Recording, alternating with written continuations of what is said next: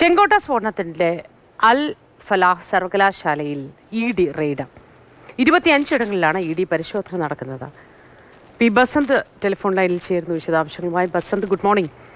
ED. Raid ഇതുമായി ബന്ധപ്പെട്ട സാമ്പത്തിക ഇടപാടുകൾ ഉണ്ട് എന്ന അറിവിനെ തുടർന്നാണ്. വിശദ വിവരങ്ങൾ എന്തൊക്കെയാണ് ബസന്ത്? ഇന്ന് രാവിലെ 5 മണി മുതലാണ്, പുലർച്ചെ 5 മണി മുതലാണ് എൻഫോഴ്സ്മെന്റ് ഡയറക്ടറേറ്റ് ഈ അൽ ഫലാഹ് സർവകലാശാല അടക്കമുള്ള മേഖലകളിൽ റെയ്ഡ് നടത്തുന്നത്. കശ്മീരിൽ കൗണ്ടർ ഇന്റലിജൻസ് വിഭാഗത്തിന്റെ വക റെയ്ഡ് വേറെ നടക്കുന്നുണ്ട്. 25 സ്ഥലങ്ങളിലാണ് ഈ ചെങ്കോട്ട ആക്രമണവുമായി ബന്ധപ്പെട്ട റെയ്ഡ് ഇപ്പോൾ പുരോഗമിക്കുന്നത്. അൽ ഫലാഹ് സർവകലാശാലയിലെ ചെയർമാനെയും ട്രസ്റ്റിയും ഈ അന്വേഷണ പരിധിയിലുണ്ട്.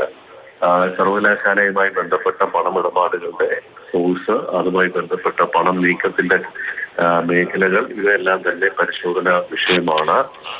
ഉന്നാവോയിലേക്കും, അതായത് ഉത്തർപ്രദേശിലെ ഉന്നാവോയിലേക്കും അന്വേഷണം നീങ്ങുന്നുണ്ട്. ഇതിലെ ഒരു പ്രധാന അറസ്റ്റിലുള്ള പർവേസ് ഉന്നാവോ സന്ദർശിച്ചിട്ടുണ്ട് എന്നുള്ളതാണ് ഇപ്പോൾ അന്വേഷണ ഏജൻസികൾക്ക് ലഭിച്ചിട്ടുള്ള വിവരം. അതായത് ഉന്നാവോയിലെ ഒരു പള്ളി കേന്ദ്രീകരിച്ച് ഏതാനും ദിവസങ്ങൾ പർവേസ് ഉണ്ടായിരുന്നു എന്നുള്ളതാണ്. അതുകൊണ്ട് തന്നെ ഉന്നാവോയിലേക്കും നീങ്ങുന്നു അന്വേഷണം. ഇതിൽ ഈ എൻഫോഴ്സ്മെന്റ് ഡയറക്ടറേറ്റ് പ്രധാനമായും മണി ട്രയലാണ് നോക്കുന്നത്. അതായത് പണം ഏതൊക്കെ രീതിയിലുള്ള നീങ്ങി എന്നുള്ളതാണ്.